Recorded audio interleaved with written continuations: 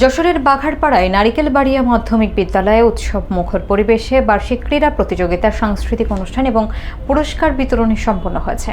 দিনব্যাপী এই আয়োজনে শিক্ষার্থীদের নান্দনিক পারফরম্যান্স এবং ক্রীড়া নৈপুণ্য উপস্থিত সবাইকে মুগ্ধ করে। পড়াশোনার পাশাপাশি সহশিক্ষা কার্যক্রমের গুরুত্ব তুলে ধরে বিজয়ীদের হাতে পুরস্কার তুলে দেন আমন্ত্রিত অতিথিবৃন্দ। শহীদুল ইসলামের প্রতিবেদনে দেখুন বিস্তারিত। যশোরের বাঘারপাড়া উপজেলার নারিকেলবাড়িয়া মাধ্যমিক বিদ্যালয় প্রাঙ্গণে বর্ণাঢ্য আয়োজনের মধ্য দিয়ে অনুষ্ঠিত হয়েছে বাৎসরিক ক্রীড়া ও সাংস্কৃতিক প্রতিযোগিতা। অনুষ্ঠানের শুরু থেকেই বিদ্যালয়ের শিক্ষার্থীদের স্বতঃস্ফূর্ত অংশগ্রহণে বিভিন্ন ক্রীড়া ইভেন্ট সম্পন্ন হয় এবং পরবর্তীতে তাদের মনোমুগ্ধকর নৃত্য ও গানে পুরো বিদ্যালয় এলাকা প্রাণবন্ত হয়ে ওঠে।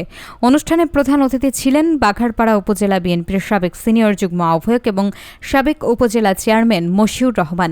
এছাড়া বিশেষ অতিথি হিসেবে নারিকেলবাড়িয়া ইউনিয়ন বিএনপির সভাপতি লস্কর নাজমুল ইসলাম এবং সাবেক প্রধান শিক্ষক ইমদাদ হোসেন সহ বিদ্যালয় পরিচালনা কমিটির সদস্যরা উপস্থিত ছিলেন। বিদ্যালয়ের প্রধান শিক্ষক কোহিনুর আক্তারের সভাপতিত্বে অনুষ্ঠানে বক্তারা শিক্ষার্থীদের শারীরিক ও মানসিক বিকাশে খেলাধুলা এবং সাংস্কৃতিক চর্চার গুরুত্ব তুলে ধরেন।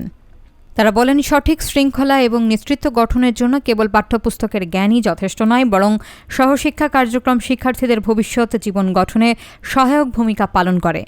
সবশেষে বিভিন্ন ইভেন্টে বিজয়ীদের মাঝে আকর্ষণীয় পুরস্কার বিতরণের মাধ্যমে অনুষ্ঠানের সমাপ্তি ঘটে। বক্তারা পড়াশোনার পাশাপাশি শিক্ষার্থীদের নিয়মিত খেলাধুলা করার পরামর্শ দেন এবং বিদ্যালয়ের এমন উদ্যোগের প্রশংসা করেন। জনাব মশিউর রহমান,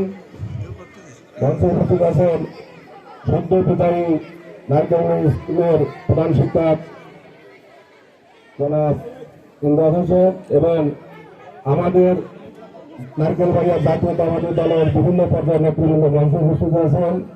এই বিদ্যালয়ের পরিচালনা পরিষদের সভাপতির দায়িত্ব পালন করেছি। উপজেলা পরিষদ এবং ইউনিয়ন পরিষদের জনপ্রতিনিধি হিসাবে দায়িত্ব পালনকালে অনেকবার এই প্রতিষ্ঠানে বিভিন্ন অনুষ্ঠানে এসেছি। অত্যন্ত সম্মানের সাথে এই প্রতিষ্ঠান কর্তৃপক্ষ, প্রধান শিক্ষক,